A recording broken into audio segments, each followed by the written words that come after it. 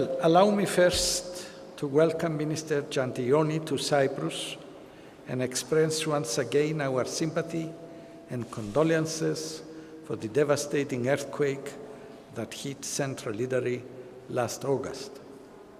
Allow me also to express our appreciation for Italy's assistance during the fire in Troodos Mountain this summer. Before our meeting, Minister Gentiloni had the opportunity to be updated by the President of the Republic on the recent developments pertaining to the Cyprus problem. Together, we had very fruitful consultations which covered our bilateral relations. We agreed that although they are at an exemplary level, we will work together to keep them in that level and perhaps even advance them further. Moreover, we discussed energy developments in our neighborhood. I conveyed to my colleague our belief that with the presence of the Italian companies Eni and Edison in Eastern Mediterranean, Italy could play an important role in the energy developments in our region and contribute to the policy of cooperation and synergies pursued by the government of the Republic of Cyprus.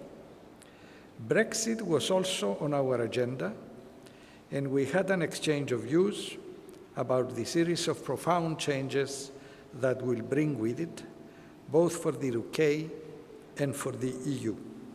Cyprus believes that London should be afforded time to determine how it envisages its future relationship with the EU, but the sooner this is determined, the better for all of us, as the uncertainty is not without consequences for the UK and for the EU member states.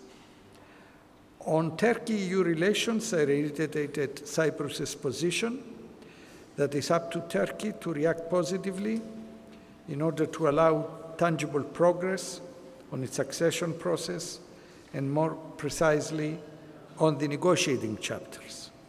Turkey's EU accession process is a significant tool for keeping Turkey closer to EU democratic standards through the implementation of relevant reforms. Nonetheless, conditionality must remain a basic principle. On migration, we agreed that in order to effectively address the challenge of high migratory pressures, the EU needs to demonstrate solidarity. We all need to take up our responsibilities in helping frontline member states, now Italy and Greece, which should not be left alone in facing the consequences of the mass influx of refugees. We also shared our concerns regarding terrorism, and we agreed that we need to step up efforts to address this global challenge, but also address its root causes. No country is immune to this threat. We must act together as EU and as international community to fight this scourge. We had an exchange of views on the situation in the Middle East, mainly Libya and Syria.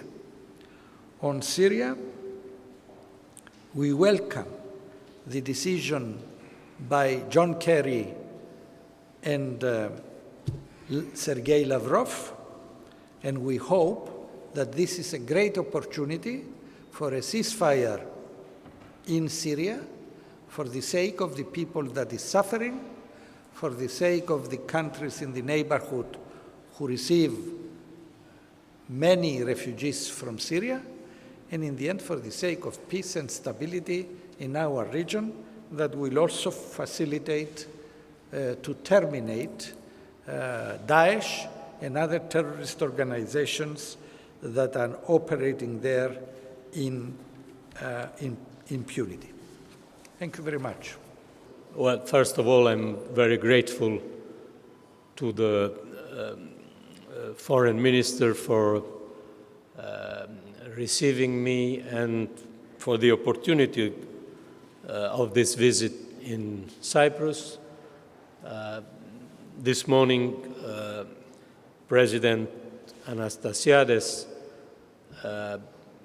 informed me of the evolution of the ongoing talks, and frankly, I'm very interested in the evolution. We are aware that substantial progress has been achieved so far, but as always, the last phase, the last period of this and other complicated issues is not the simpler one. So we are supporting the commitment of the President and of the government to reach an agreement. I think we all know that an agreement, a peaceful agreement in Cyprus, would be, in this very moment, also an extraordinary good message for Europe, both for economical reason, because many issues are at stake, and first of all, the extraordinary potentialities in energy that are there and could be even stronger after an agreement on Cyprus. And second, I think it would be a great political message for Europe. Europe needs, in this moment, good messages, good steps, especially in a country, Cyprus, that can be a model of coexistence between different communities, also different religious communities within Europe, giving a good example to all Europe in this sense.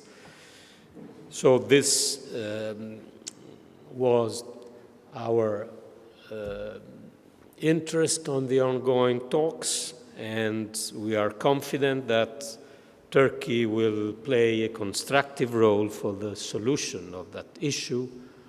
I will be visiting in a few, 2 or 3 weeks, Turkey, and I'll try to give the Italian contribution to this diplomatic effort to find finally a solution, appreciating President Anastasiades' commitment to this solution. On our bilateral relations, we told each other that we are very satisfied of our bilateral relations.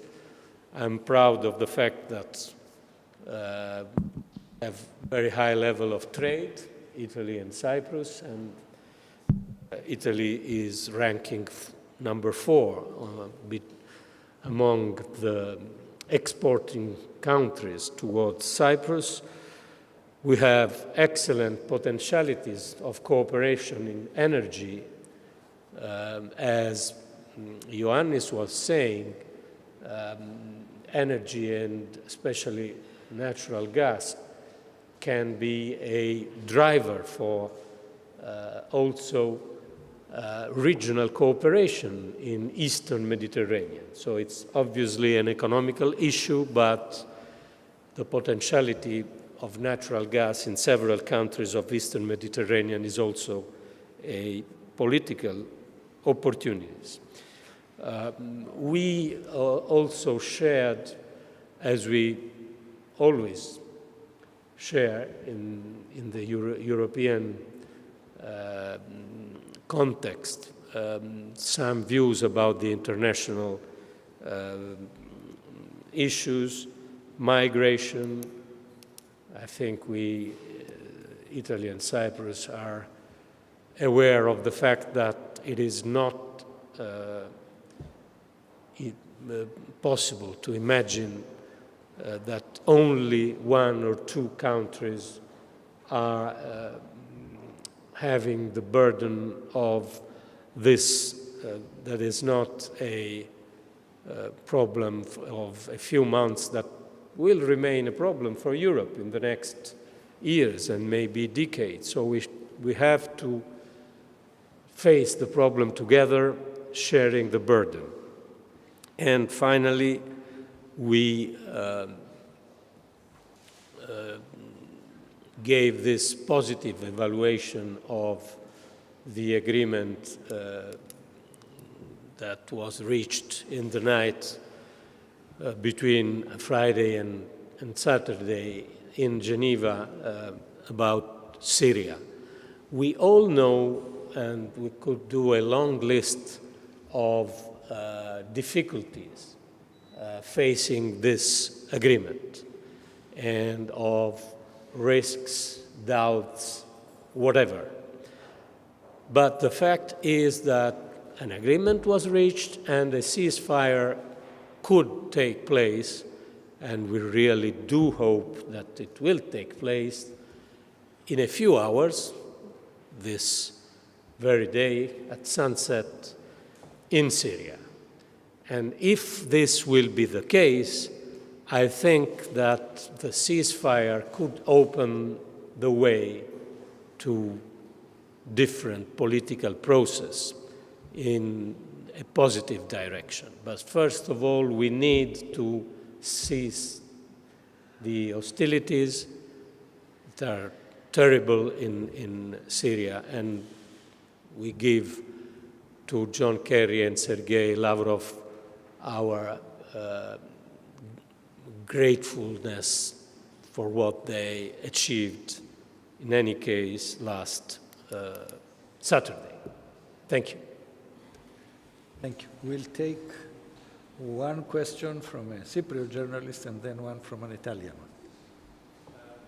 Dear Minister, Italy supports a solution for the Cyprus problem without guarantees. That is a reference within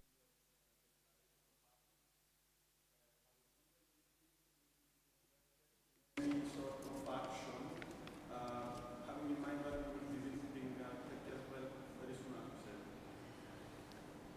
Well, I think that we have to find a solution that, first of all, should be Cyprus' own solution, not a solution coming from outside, but a solution coming from an agreement among Cyprus communities. This is the first point if we want a solution with practical success. Within the framework of the solution, and obviously it's not our job to define the several aspects of the solution, I think that it is needed to overcome the situation that is now considered necessary to have guarantees.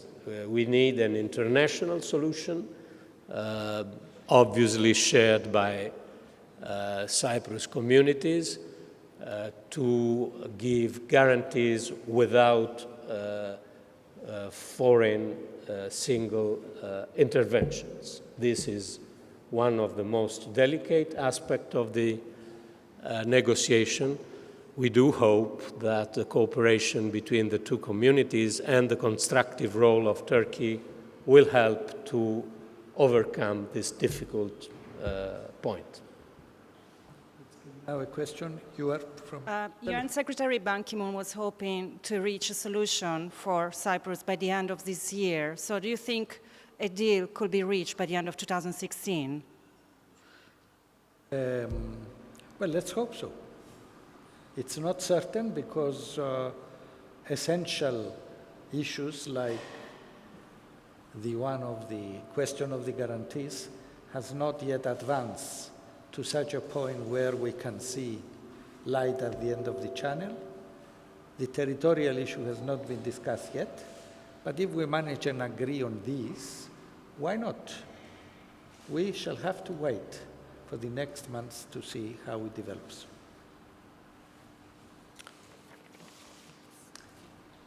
Another question? Or this is it? Okay, that's even better.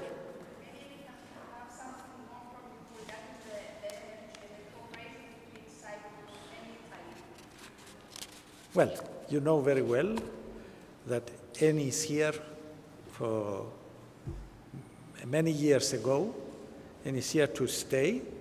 Perhaps most probably Eni will acquire, if there is a successful tender, further blocks, and this ties Cyprus to Italy even further apart from the Mediterranean Sea and the European factor that unites us.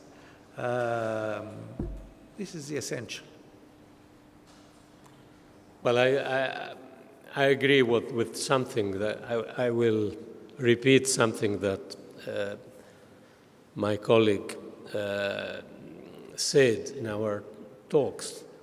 But it is true that energy now is a factor of potential cooperation in Eastern Mediterranean. So Eni is committed in Cyprus, is also working, competing in new tenders, but it is already committed and committed also in other countries in the region.